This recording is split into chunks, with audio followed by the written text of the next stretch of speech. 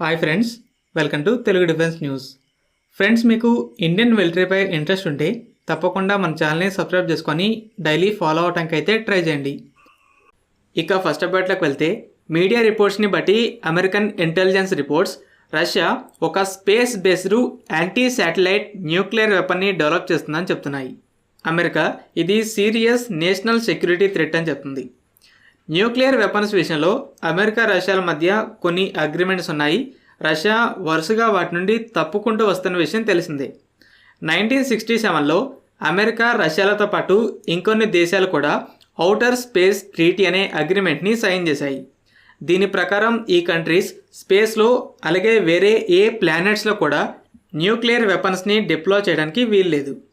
అయితే US intelligence officials Russia ఈ treaty నుండి కూడా తప్పుకోవాలని చూస్తుండొచ్చని చెప్తున్నారు. అయితే అమెరికా ఈ వెపన్ అసలు ఎలా వర్క్ అవుతుందనే డీటెయిల్స్ని అయితే చెప్పలేదు. సర్వేలెన్స్, కమ్యూనికేషన్ శాటిలైట్స్ని డిస్ట్రాయ్ చేయగలదని చెప్తుంది. ఈ రెండు దేశాల దగ్గర కూడా ఆల్రెడీ యాంటీ శాటిలైట్ వెపన్స్ ఉన్నాయి. అమెరికా దగ్గర present standard missile 3 anti ballistic మిసైలే యాంటీ శాటిలైట్ వెపన్గా కూడా పనిచేస్తుంది. రష్యా దగ్గర PL-19 నుడోల్, దీన్నే A-235గా పిలుస్తారు. ఇది కూడా డ్యూయల్ కేపబుల్ మిసైల్. అలాగే China SC-19, India Prithvi defence vehicle mark 2 PDV mark 2.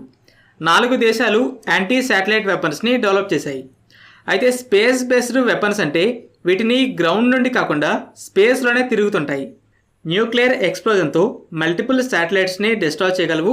అలాగే రేడియేషన్ ద్వారా లార్జ్ ఏరియాలో ఉన్న శాటిలైట్స్ని డిసేబుల్ చేయగలవు. అయితే ఎగ్జాక్ట్గా ఇది ఎలా పనిచేస్తుందో ప్రస్తుతానికి చెప్పలేం. ఈ డెవలప్మెంట్ యుఎస్ నేటో అలయన్స్ని బాగా టెన్షన్ పెడుతుంది.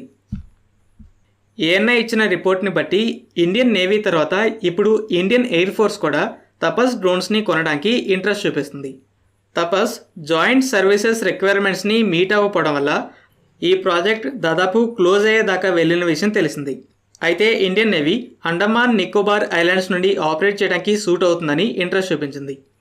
మీడియా రిపోర్ట్స్ని బట్టి నేవీ 10 to 12 డ్రోన్స్ని ఆర్డర్ చేయొచ్చు. ఇప్పుడు ఎయిర్ ఫోర్స్ కూడా ఇంట్రెస్ట్ చూపిస్తుంది. గతంలో ప్లాన్ ఏంటంటే ఆర్మీకి 60 డ్రోన్స్, ఎయిర్ ఫోర్స్కి 12, నేవీకి 4, 3 ఆర్మ్డ్ ఫోర్సెస్ కలిపి మొత్తం 76 తపస్ డ్రోన్స్ని ప్లాన్ చేశాయి. మరి ఇప్పుడు ఎన్ని ఆర్డర్స్ వెళ్తాయో చూడాలి. ఫ్రెండ్స్, ఈ వీడియో మీకు నచ్చినట్టయితే లైక్ చేయండి. అలాగే మరిన్ని ఇంపార్టెంట్ డిఫెన్స్ అప్డేట్స్ కోసం మన ఛానల్ని సబ్స్క్రైబ్ చేసుకోండి.